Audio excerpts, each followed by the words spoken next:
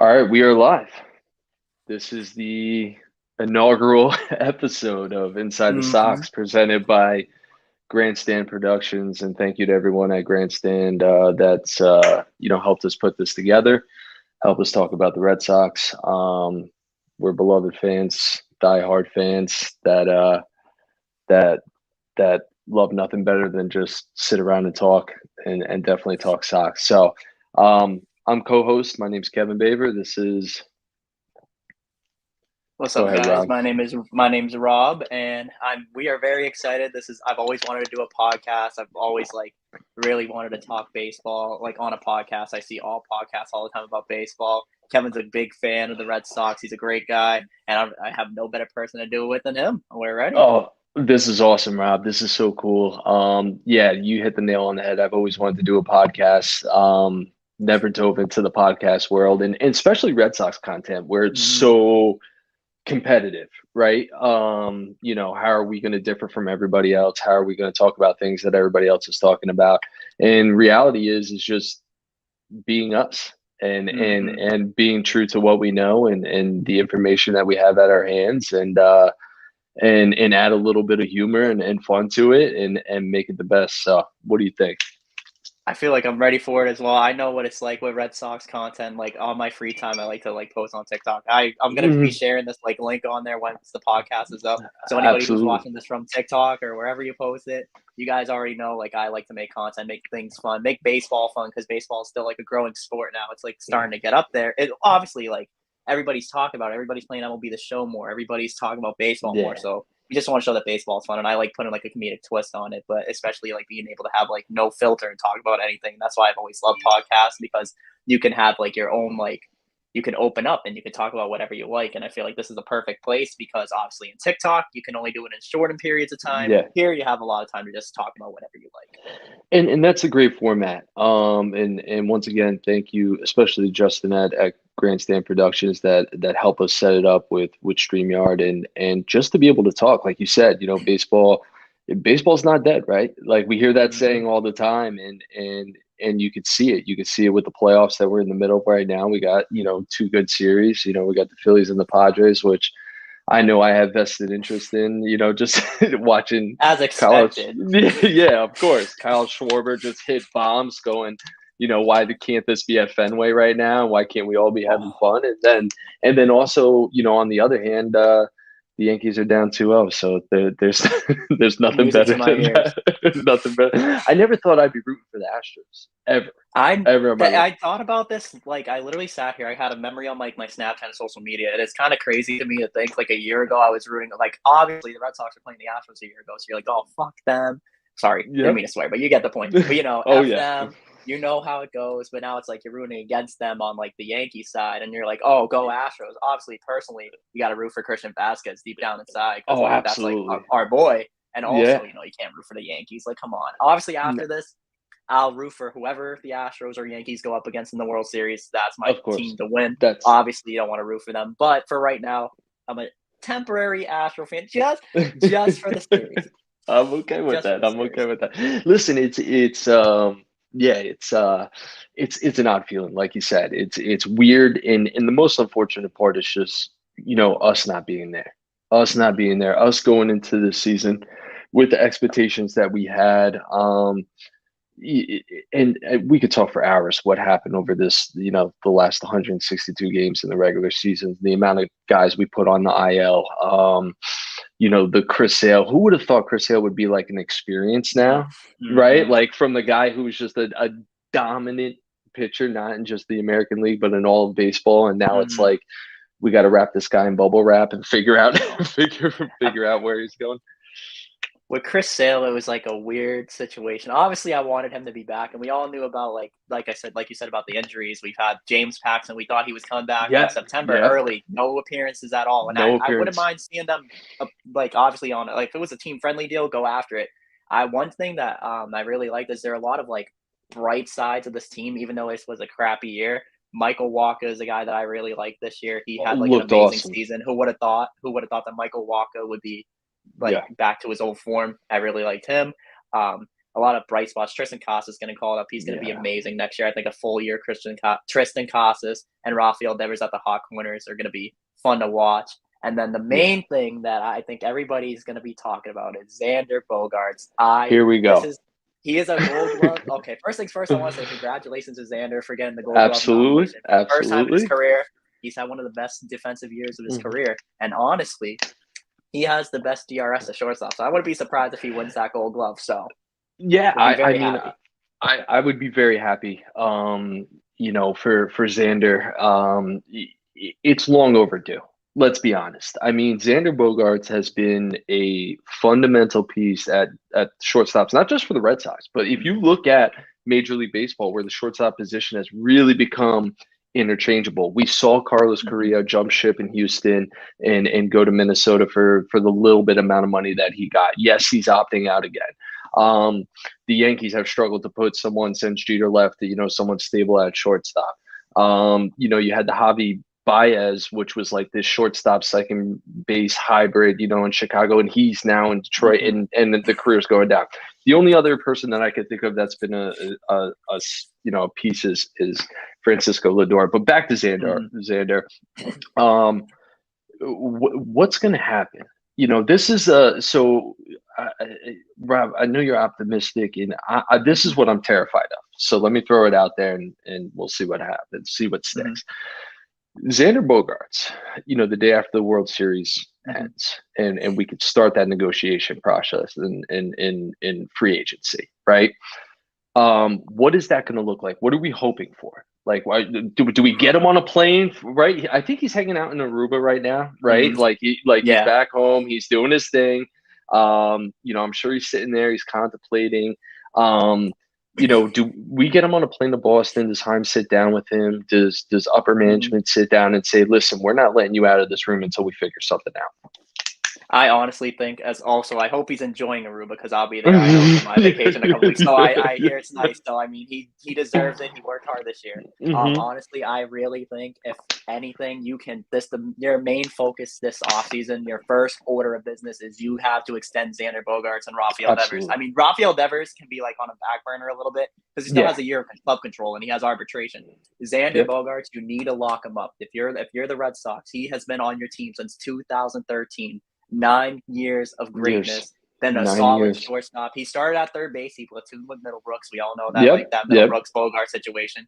But once Steven Drew got out the picture, that slid Xander Bogaerts right in at shortstop, and he's been amazing ever since. Yeah, the defense. Everybody's going to talk about defense. He's been improving every year, as we can see with the Gold Glove nomination.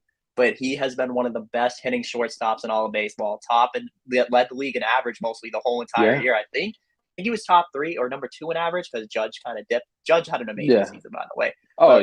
He was giving Aaron Judge a run for his money throughout the year. That's why Aaron Judge didn't win the Triple Crown because Xander Bogaerts was on top of him the whole year, hitting the ball well. We saw his power numbers dip. Same thing with JD Martinez, kind of good offensive season with the average. I mean, JD started good and then he kind of dipped down, but that's another story for another day. We're talking about Bogaerts, but Bogaerts' power numbers were still down, but he got on base at an elite clip, hit the ball well. And if you're the Red Sox, this is one guy that obviously, if he resigns, you put in that C on his jersey. He's going to be the first captain of the Red Sox, and Jason Varitek. Mark my words. If you extend this man, he is your team captain. No other option. You need to keep Xander here. And I couldn't agree more. I think you have to keep Xander in Boston, right? You have to keep him. And it's not just from we're talking about a winning culture, right? And I think Theo was the first one that came into Boston and really set the tone of a winning. We're not here just for the short run, right? Like and then Theo had his time play out, but the expectation in Boston has been to win. For so long, we were second fiddle. For so long, we were second fiddle. And now we have a core group of guys that we know we can win with. We've seen it. I mean, we've seen it firsthand experience. So to me, it's a no-brainer. You have to lock him up. I agree. You got to put that C on his chest. Because let me tell you something. I'd like to hear your thoughts about this. I don't think Devers talks to the front office if Xander walks. Yes, the Red Sox do have team control, right? And there will be an arbitration process and things like that. But when you're talking about Rafael Devers, right? Rafi, this kid is he's unbelievable, right? The numbers speak for themselves, right? And he's a staple. He's a guy that you could build a team around. Same thing with Xander and them two as a 1-2 punch. But it's deeper than that. It's deeper than just the on the field and how they play. We see them in the clubhouse. We see them in the dugout. We see how close they are, as friends. And I would be terrified to see what happened if we do not lock up Xander. And I'm not talking about bringing him in and we're going to lowball him. I'm saying bring him in. Here's the checkbook. Open check. Name the price. Let's figure this out. Mm-hmm. You've earned it. We know it. We have the bankroll. Because I'm really terrified. And once again, I want to hear your thoughts on it. Does Devers talk to the front office? Right? That's a scary thought, man. We got to talk about it. I honestly think that is a big topic. Obviously, you don't want to lose. I mean, either way, you don't want to lose either of them. But Yes, honestly, like if you saw like the last game, you've seen the highlights on Nessa and everybody posting it. That hug that he gave that Rafi gave Xander, that was like, you're my brother, I'm going to miss you type thing. And if you lose, that's a brother. They've been playing on the same left side of the infield since 2017. You got to think about it. Rafael Devers signed with the Red Sox at 16 years old. Xander Bogaerts, same situation. International free agent, signed at a young age. Prospect grew up with the Red Sox, obviously, and that's your homegrown talent. And in my opinion, I'm saying this, Rafael Devers is the best left-handed hitter since David Ortiz. And honestly, if I personally, here's a take that might surprise people here. I think if you re-sign Xander, let's say, and then you give Devers, you need to re-sign both, because Rafael Devers honestly could be a future designated hitter of the Boston Red Sox. That's my person. I think he would be a perfect fit for the DH. Obviously, JD Martinez has an option. Yeah, I don't think the Red Sox re-sign him unless they give him a good offer, and like obviously they want to keep him because he's a good person in the clubhouse. But in the future, if you're talking about that, you have guys like Blaze Jordan getting called up. You got Marcelo Meyer getting called up. There's going to be some young guys coming here, and you need to free up the left side of the infield, because obviously with this Xander Bogaerts situation, it's very scary. But I think the Red Sox did a situation kind of similar to what the LA Dodgers did a couple of years ago when they had Seager and Trey Turner on both sides of the infield to go out and get Trevor Story just in case. I don't think they were thinking that originally. But I think now your main focus is re-sign Bogaerts, because I think Trevor Story, with his injury, I think he's better off at second base, shorter throws, less strength. Obviously, it was his shoulder at first, but now his hand. But it's less stress on his arm. He's played really good second base for the Red Sox when he has played. But obviously, like I said, if you have young guys getting called up, if you re-sign Xander Bogaerts, then there's a good opportunity. You don't have to worry about the infield. Slot Devers at DH. But obviously, you don't want to break up like what you have going in the clubhouse. You saw how it was with like when they cut Kevin Plawecki and guys that like got called up and sent down. Now you have the Phillies out here playing "Dancing on My Own" because of Kyle Schwarber bringing it over. It kills me. And it kills the cart ride. What's going to happen with the cart ride? You think Plawecki was the main person who started the cart rides. If the cart ride's coming back, are they going to do something new? So it's just like it's meshing with the clubhouse. It's just like you want the clubhouse to be good, because if the clubhouse is angry at ownership, even after trading Christian Vasquez, you saw how it was. They traded him while he was in batting practice. He was about to cry. He had no idea he got traded. And then people were mad at the ownership. And it's like, don't get me wrong. I think the ownership is great. I feel like they know what they're doing. I don't hate Chaim Bloom. I think Chaim Bloom has a plan. It's just got to come into process, obviously. Yeah. And they need to. I know Red Sox fans and us. We have to take their word on it. They want to spend the money. I need to see them spend the money. I need to see them invest in this team if they want to have any chances of winning. We've seen it this year. Offense is a top 3 offense in baseball. Looked it up. Great. Pitching. Boom. We'll see. Yep. But we'll see. Obviously, you need to re-sign Xander, because if you don't re-sign Xander, Devers will walk with him too. Wherever Xander goes, I don't say he goes where Xander goes, but I don't think if he sees his brother leave, it's not a good look. It's not a good look. And you said something that I want to pick up on. It's, you were talking about the way that they handled the Kevin Plawecki situation, the way that they handled the Christian Vasquez. I mean, Christian Vasquez was doing interviews on the side of the field, and the Red Sox PR team had to come and pull him off the field like he was like the president, and they were escorting him down in the dugout because he had to go to the other side of the stadium and put on a different jersey, and it was tough to watch. I mean, there was a lot of things there's a lot of things on the field that were tough to watch, guys playing out of position. We know Durant's not a natural outfielder. He came up in the Red Sox system as an infielder, second base, shortstop, things like that. He was a mess in center field. Frenchie Cordero was just absolutely horrible to watch at first base.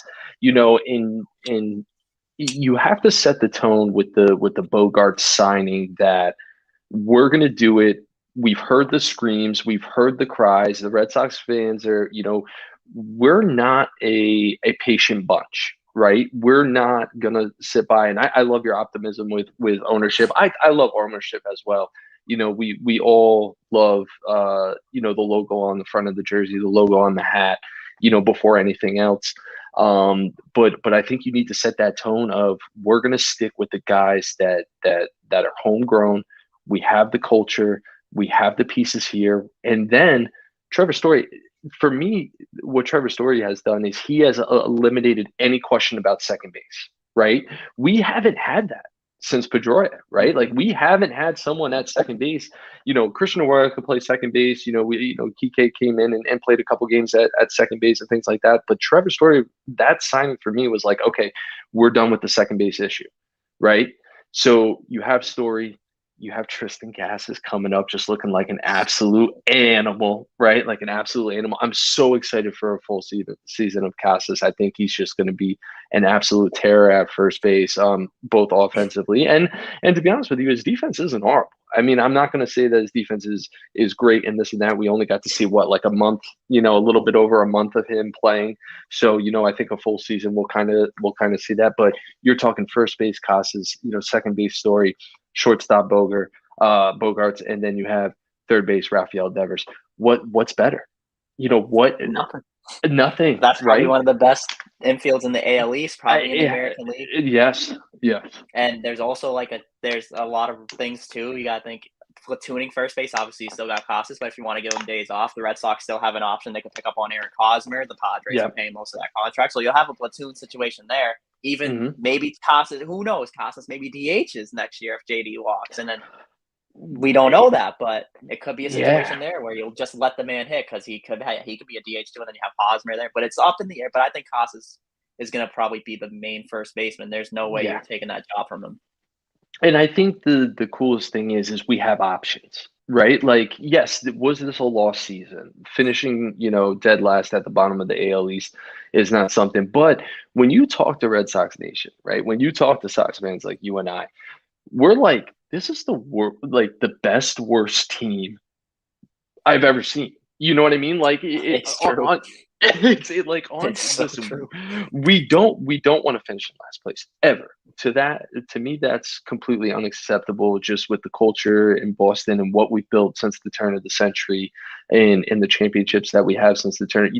We are now the team where, especially like living in Jersey, where I'm from, there's Yankee fans flooded everywhere. There's Mets fans flooded everywhere, and they're coming up to me and they're going, how do you feel about a last place finish? And I'm the guy now going, well, you can't win the World Series every year, right? Like that's the culture that we've established, and we know, especially over the last decade, if you told me, and I think if you told most Yankee fans too, and I'm not trying to make it about the Yankees, but if you told what we've seen with the Red Sox over the last decade and a half, if I told you every other year you were going to be in the ALCS or competing for a World Series, but the off year, right, the next year you were going to be, missing the playoffs or dead last in the AL East, every Yankee fan I talk to says, I'll take it. If it means we're in the World Series that alternate year, I'll take it, Kev. I'll take it, Kev. I swear, because we don't want to be the bridesmaid that's never a bride. The Yankees are in the postseason every single year, and then they lose every year, and they lose, and they find a way to lose in some fashion, right? Where we don't know what's going to happen. They're still in the middle of the series. It's a great sight. I mean, for me, it's awesome. I mean, I get to talk the smack that I want to talk, and but not only that, but just have honest conversations. And I was like, the Yankee model, people aren't following it. When you look at what the Red Sox are doing, and we'll bring it back to the Red Sox and Chaim Bloom, yes, the Tampa of the North approach, right? Like, for the first time ever, we can be excited at a farm system. Like we have not, it's been a long time And I was trying to think about it with a buddy of mine the other day, the last time I was like really excited about a farm system and the prospects that we have. I mean, we're talking about legitimate 3 or 4 guys in the top 100, right? MLB's, top 100 prospects. We're talking about, a top third prospect, even higher top 10 prospect farm system, in Major League Baseball. It's weird that we have the options that we do on the field, and then we still got to make room for some of these guys to come in. And the best thing about it too is not saying that you look forward to last place finishes, and like you said about it, I gotta throw in there like I said there, I seen a tweet a couple days ago, and it was talking about last place finishes, and it showed the Orioles with 4, Red Sox with 5. Yeah. Only team that won a World Series or multiple World Series in that span of year were the Boston Red Sox. And that's the thing. Exactly. You can't win a division all the time. I mean, look at the wild card last year. Red Sox bounced the Yankees. They were two games away from the World Series. You got to think about that. And obviously, it just sucks to be on cloud 9 and just drop real quick. But you also got to look at it. If you're in last place now, I don't want to say tanking because there's a lot of things that tanking is for. I don't think the Red Sox intentionally did this because they were, ironically, even though the crappiest, like you said, the best worst place team we see, they almost had a chance of making the playoffs. Obviously, I don't think the rain delay in New York helped anyways because I don't think they were going to make the playoffs regardless. But you got to look at it this way. A last place finished and that they didn't have one of the best records. So you're going to get a top 10 pick out there, at least a top 10, top 15 pick in the first round. And that's even better. I mean, look at Marcelo Meyer. People pass on Marcelo Meyer. He was supposed to be the number 1 pick. Red Sox got to steal at number 5. Now, 5. When you get young talent, you're able to mesh it. And like you said, with Jaron Duran, started as a second baseman, turned to an outfielder. There's a hard adjustment. I mean, not everybody's Mookie Betts. I mean, obviously that one hurts me a little bit inside because everybody knows that hurts. It still stings. It still stings. Mookie's my favorite player in baseball. I always love him, but look at him. He went to second base in the outfield. It took him some time, though. You can't just magically. I mean, Mookie's an athlete. Jared Duran's an athlete too. You just got to give him some time. Obviously, I think the difference between him and Tristan Casas is like Tristan was acting like himself, sunbathing on the grass, like being himself. I think Jaron Duran kind of had, even though he was here last year, just for a brief amount of time. I feel like he kind of had a lot of pressure because he wasn't even supposed to be starting. Then he's turned into a starting outfielder. I think it's just like a lot of pressure was on him. And I think he's still a good player that can develop. He can still be well. But like you said, we have such a good farm. We have guys from that Christian Vasquez trade. We had Emmanuel Valdez, who's major league ready. I think he'll be a September call, maybe even mid-season if we need him. We've seen him in the home run derby overseas in Mexico, hit bat flipping with Johnny Gomes. We see a lot of people. I mean, like I said, Marcelo Meyer and them coming up really quick. Him and Blaze Jordan, that's a good future left side of the infield. But obviously, we want to keep Devers and Bogarts for as long as we can. But that's a future option too. And then you got like guys like Brian Bayo, his first year. I went to his debut game. He got roughed up a little bit, but it's just like because he wasn't ready. But September, he was lights out in September. That's the Brian Bayo that I'm excited to see. And I think a full year of Brian Bayo, now that he has more major league time, facing more teams, he's gonna be really good. And then you just got to think Red Sox, if they can get him healthy. Chris Sale, I think he stays another year. If he stays healthy and both of them, because I mean, when you saw how he did against Tampa Bay, he dominated Tampa Bay in that short appearance. Just unlucky that he gets hit in the hand. That's just a tough blow. But if you have him healthy, I mean, there is Nate Eovaldi. I could say if you got to re-sign Nate Eovaldi, at least on a short-term deal. I've seen things about Rich Hill. Rich Hill as a long-term reliever would be good. But get Michael Walker back and then pick up another starter. I think just pick up another starter, work on the bullpen a little bit, get cheap deals for solid relievers. This Red Sox team has a good young core, and I think if they can flip it around, I mean, the AL East is the hardest division. You can't AL East is there's a 3-headed monster every year: the Rays, the Blue Jays, and the Yankees, and then the Red Sox. Obviously, usually it's Red Sox, Blue Jays, Yankees. People are talking about Tampa Bay. Yeah. I mean, Chaim Bloom, like you said, Tropicana North. He's trying to implement what the Rays are doing, get homegrown talent, and then make a product. But you got to look at it this way too. We're the Boston Red Sox, $1 billion franchise. You have to spend money too, because the fans aren't going to be happy with you not spending money, especially Boston fans. Boston fans are very passionate about their sports. But yeah, we do have a good future, and I'm really excited for it. And I think these prospects are going to be huge for the upcoming future of the Red Sox for years to come.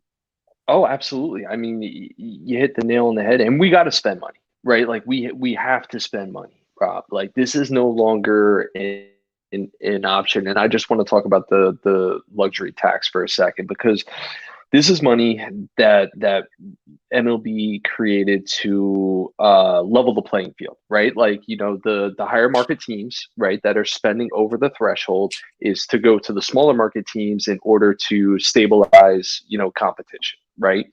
That money's not being regulated, right? Not only that, but the luxury tax itself is pennies on the dollar. I don't want to hear ever that, well, we want to stay under the luxury tax. We want to stay under the luxury tax. F the luxury tax, dude. Like I'm trying to keep it PG, but like honestly, Mhm. go out and spend the money. If it means that you're spending the money with the farm system, you're talking about building years of growth, right? Years of growth in success. We're building a culture. We're building the thing. If you bring back Xander Bogaerts, if you're able to extend Rafael Devers, if you're able to work these guys, these young kids, Brian Bale, I thought was electric in September. Watching him take the mound, it brought such joy because you didn't know where this pitching rotation is really going, right? We're going to need someone in free agency. A Rondon or something like that would be a great pickup for the Red Sox. Nathan Eovaldi probably leaving town, right? The Chris Sale experience, I keep calling it an experience because I never thought it would come to this, right? Like I Mhm. never thought in my mind that I'd be opening up my phone in the morning, going to Twitter, going to the news, going to the Boston Globe, wherever, and looking and being like, the dude fell off his bike. Like, are you kidding That me? was Like, something. it's Mhm. just like it's just like a jab to the heart. So, the message is loud and clear from the Red Sox nation, from the Red Sox faithful, from the Boston faithful, from the Commonwealth, from everybody. Go spend money. Go spend money. Put this team together, because no one has shown over the turn of the century that we could turn it around quicker than the Boston Red Sox.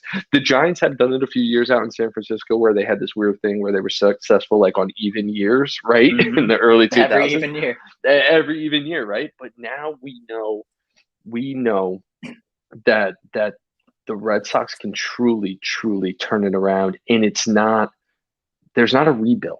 There isn't a rebuild. The pieces are here. Keep them here. Let's go out. Let's get this thing. I agree, and like I said earlier, I always bring up pitching. I think because the offense is Mhm. not the problem. When you have all your players No. hitting, I mean, Trevor Story, the month of May, I saw him hit that grand slam. The series Yeah. he had against Seattle was like the craziest series you could ever have against a team. And seeing what he did and seeing what he was, when healthy he's a top five second baseman, top five infielder. I think he's going to have a great year next year. I think when he's healthy, he's going to be good. But I think that lineup, there's no issues with the lineup. The lineup just yes, they could be sometimes inconsistent, but when they're all on and hitting the ball, it's just the bullpen. And like I said, it's always the bullpen. I saw a stat, and it Yeah. was the Red Sox and Yankees, and it was a Red Sox Yankee game, and they showed like a stat, but from like the second half since the All Star break, the Astros and Yankees as like a whole team had like 100 and like 20 runs given up.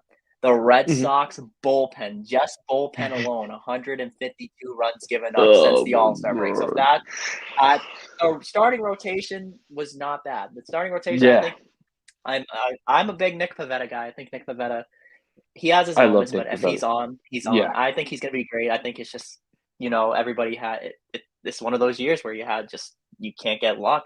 But I think Mhm. he's great. I think he's a solid pitcher. I think he would be like still a solid like 4 or 5 starter. Yeah. A hot take for me.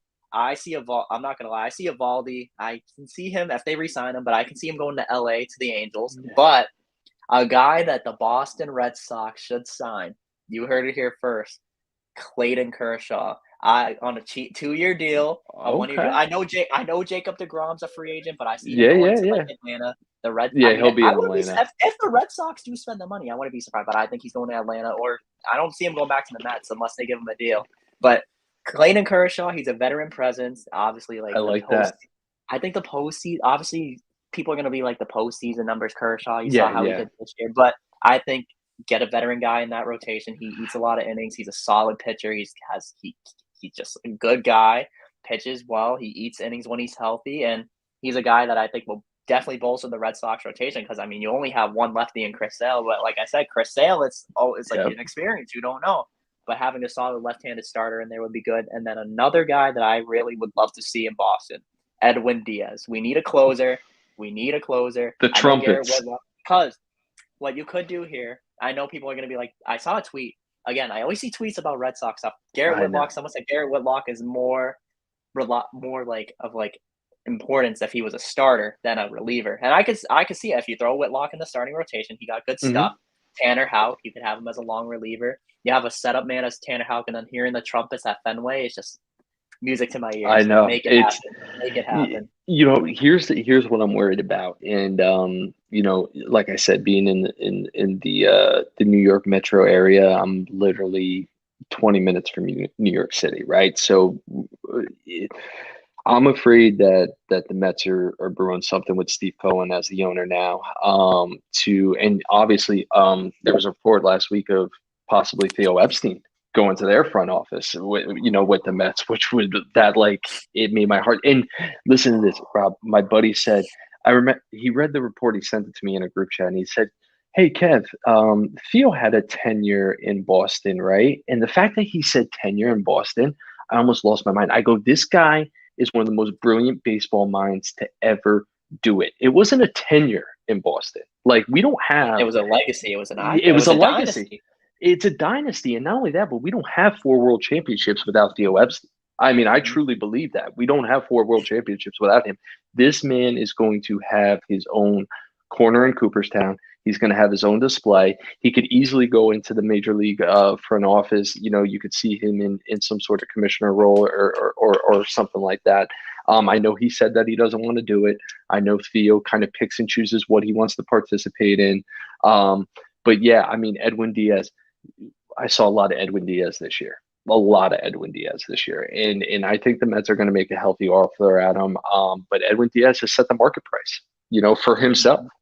And I think the Red Sox got to be in on it. I want to hear, excuse me, I want to hear the names that we're all talking about. Clayton Kershaw, that was not someone that I thought off the top of my mind. Oh, that's someone that actually, but you make the point. I mean, he's a lefty. He's going to chew up innings. We see pitchers now pitching into their late 30s. I mean, hell, Verlander said the other night he wants to be like the Tom Brady of baseball and pitch until he's 45, 50 years old. Um, I don't know if Clayton Kershaw has the same ambition, but have a guy come in, eat innings. You have Nick Pivetta, you have Brian Bello, you're starting to see the formation kind of solidify itself. I think that's something that after the whole Xander situation gets cleared up, and let's make no doubt, that is the priority. It's got to be pitching, pitching, pitching, pitching, and there are names out there. You named a few. Carlos Rendon is going to be another one that I thought would be a great fit in Boston. Um, what happens with Nathan Eovaldi? Does he walk? Do they, offer him some sort of home down test? I do think you're right. I think I see him on the West Coast. I think he's gonna take off for the West Coast, and it breaks my heart. But once again, it is a business. Um, but there's a lot of things to look forward to. I could not remember an off season. Like last off season was cool. You had a couple names, Carlos Correa, Trevor Story, this and that, blah blah. This offseason is so big for the Red Sox. It's an understatement to say anything less. We have to go out and dominate this offseason. So I hope that's the case. The real thing that kind of with free agency, the thing that worries me is obviously with Correa opting out. If he signs before Xander Bogaerts, he's gonna set the tone as Yeah. like Yes. whatever he gets paid, he's gonna get paid. I don't know where he's gonna go. I don't even know. Like even if we don't get Xander, which I would literally cry. I'm not even lying. I Yeah. would cry if Oh Xander yeah. goes. If he doesn't land in Boston, I've always said maybe like Philly or like even Hmm. St. Louis. But a lot of people are saying Trey Turner, Carlos Correa, if he were to walk. But I keep telling him no. Xander Bogaerts is that's your guy. That's your Yeah. guy at shortstop. That's your main focus. But when it comes to free agency, there's a lot of like options on the table. We still got to think about the outfield. Still, the outfield. Tommy Pham's great pickup. I think we should re-sign him to a team-friendly deal. He's a great Absolutely. outfielder. Whether he's a fourth outfielder or not, I think he played left field wall very good. He hit the ball well when he was in Boston. He was fun to watch. And another guy, obviously Reese McGuire. I think Reese McGuire Yeah. comes back to Boston as the catcher. You do that Connor Wong and him platoon. People are saying Christian Vasquez. They're saying Vasquez had mentioned a Yeah. reunion. I wouldn't mind seeing him come back. But also, like, this is the big thing is the big fish in the market is Aaron Judge, and Yeah. the rumors are going to swirl for a long time. There's there's a I think there's a four-headed horse. There's going to be four teams that are going to go after Aaron Mm, Judge. The Giants is where I think he's going to go. yeah, I think he's going. The Giants said they you and wanted me Trey both. Turner and him, Yep, so he could go to yep, San Fran. Another team, obviously the Yankees. You can't count out the Yankees. yeah. And then another team. I mean, that definitely. I mean,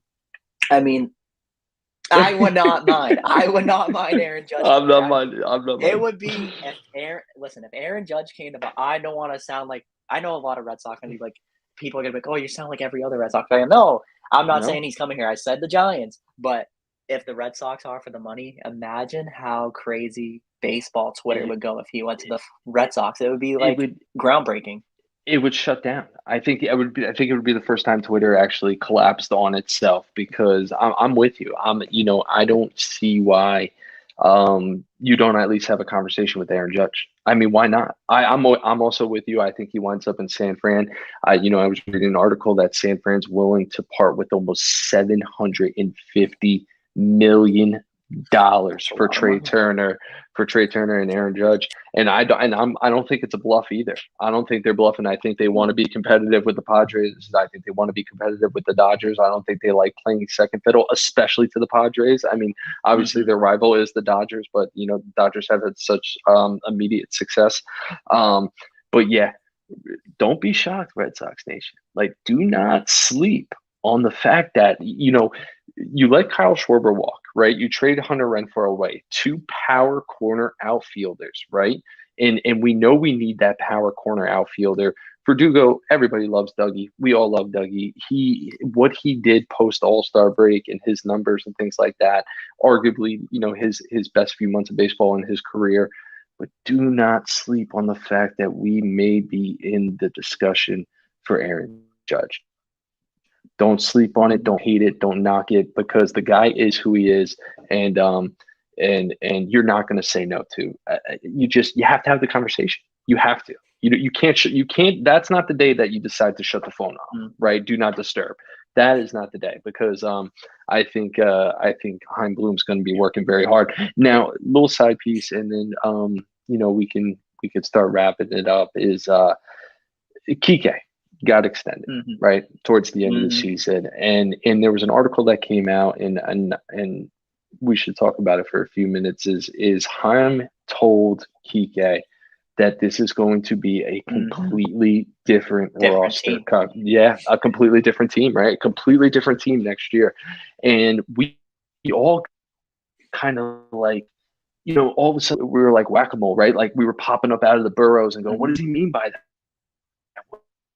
What does he mean by that? That keeps us excited. Um, what is that going to look like? I'm not sure. But we do know this. We've beaten it to death. It starts with Xander Bogaerts. And then I think it trickles down to Rafael Devers, and then the free agent market. The free agent market. You said it. Carlos Correa is going to set that tone because Carlos Correa doesn't like sitting around. He sat Mm-hmm. around and all of a sudden got stuck in Minnesota for a year, right? Like he's not going to let that happen again. So Correa is going to set that market. Xander's going to be right there. I don't want to see Xander in St. Louis. I don't want to see him in Philly. Let's build this team. Let's win now. I agree. And when I saw that article, when I heard that he said that, I think you can't just promise your players that you're going to have a better team. There's Yeah, going to be yeah, something that's going to go down. You're going to have to make moves. And honestly, if the Red Sox have the money, spend it. Spend it as you can. spend it. I think the hardest thing to look at is if you don't make any moves, that's where you're going to have to sit in the hot seat and be like, Yeah, okay, this team. You see other teams improving. Look at what the Blue Jays did in the offseason, Matt Chapman, all these trades. There are things that you could do. The Red Sox they have the prospects now. I know you want to grow the farm, but they have a couple prospects that they could dish yeah, out if they want to make a nice trade. I mean, they're harvesting prospects. I mean, even that Jackie Bradley trade, like you said, with Hunter Renfroe. I mean, yeah. we did it for the prospects. I love JBJ personally. Like Oh deep yeah, down inside always, 2018, forever. he's a great guy. I Yep. literally had conversations with him on the over at Instagram because I always swipe up on his, see his stories, Hmm. and he's such a great guy. But when it comes down to on the baseball field at the plate, he's not the best hitter. But you see what we got out of him. We got good prospects. So I think Yeah, this is what the Red Sox are doing. They're making prospects and they can harvest them and then make moves. I can see I don't know. There's a lot of things that I think of in my mind as a baseball fan. Like Shohei Ohtani, he just signed a $30 million like arbitration deal. People are saying he could go be traded. I don't know if the Red Sox have the prospects to do that, but there's that's a hot take, but That's a hot I don't take, know. yeah. There's a lot of things that they could do. I could see him going to the Dodgers. I could see him going to Atlanta. Oh, I yeah, could see a lot of things absolutely. happening. But I obviously like I said with Kike Hernandez, I love Kike Hernandez. I literally have the City Connect jersey with Kike on the back, even though it says number 5, but we all know who number 5 is. But Absolutely. we all know that I like Kike as a clubhouse guy. He's amazing, and I think his personality can bring a lot of guys over. Jock Peterson, another guy. He even said, Yeah. like, I seen it on Instagram. He said, "Wishing this was you. Maybe next year we could." And he said the eye emoji. So with Jock Peterson with the Red Sox, it would be fun to watch. Just get to see the Pearls in Boston, and it would be Absolutely. the craziest reunion. Imagine an outfield. It would be the 2017 Dodgers. Yeah. Peterson, Verdugo, and Kike out there. Yeah, So it'd be fun to absolutely. watch, and just Peterson, I've always liked Jock Peterson. I think he's like a good guy. If Tommy Pham came here, they would have to squash the beef, obviously. But I mean, like David, it reminds me of like 2016 when David Price came here and signed with the Red Yep. Sox, and him and David Ortiz had like problems. But when you're teammates and you share the same dugout, share the same clubhouse, you're brothers at the end of the day. So Well, not only that, but winning cures everything, right? We know this. Winning will put egos aside. Winning will humble, the guys that want to be humbled. Winning cures all. And Rob, I'm so excited to do this podcast. I'm so excited to see where it goes. If you're listening out there, please like, please share, please comment. Tell us what you want to hear. Tell us what you don't want to hear. We're going to try to bring you the best content we have. We're going to try to bring you the most honest, brutal takes.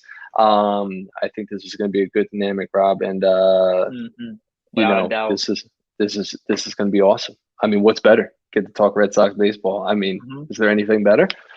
There's nothing better than Red Sox baseball. And I'm going to tell you guys, this is only the beginning. Obviously, when you start a podcast, obviously not everything's all like, in your face, flashy and everything. Yep, we want to obviously, once you get like to that point, we want to give you guys a new podcast to listen to. Because I mean, I see it all the time on Twitter. You guys love talk about the Red Sox. I see it all over social media. Red Sox Twitter is like, it's a high standard. You see a lot of people on Red Sox Twitter. It's like baseball Twitter. It's Yankee Twitter. Obviously, I hate to say it. The Yankee Twitter is very passionate, but right under is Red Sox Twitter. Red Sox Twitter will go neck and neck with them. And there's no better way to have a podcast. And obviously, follow us on Twitter, Inside the Sox Podcast, so you can stay posted on any episodes that we post, any hot takes. Obviously, in the off season, the hot stove is going to be cooking, so we're going to obviously be on top of all free agent deals, news, buzz, whatever.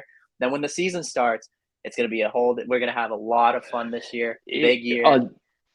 It's going to be a lot of fun, Rob. It's just going to be, I'm excited. I'm like you said, we're going to be covering everything, the whole Inside the Sox idea, just to give, everybody is to know everything from, the upper front office to the guy selling popcorn, right? Like we want to cover every single topic that we can. And when a podcast first starts out, there's a lot that goes into doing a podcast, but here we are. We're two guys. We're talking about the Red Sox.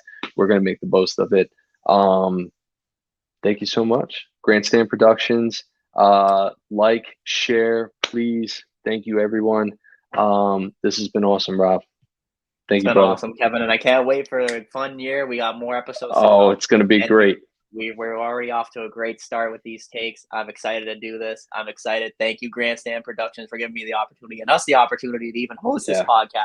And there's no better duo. I'm just saying, New Jersey and Boston. Yeah, I know they don't mesh in other sports, but when it comes to Boston Red Sox baseball, that's all that matters. That's it. It's all about heart. I appreciate that, brother. All right, we're out.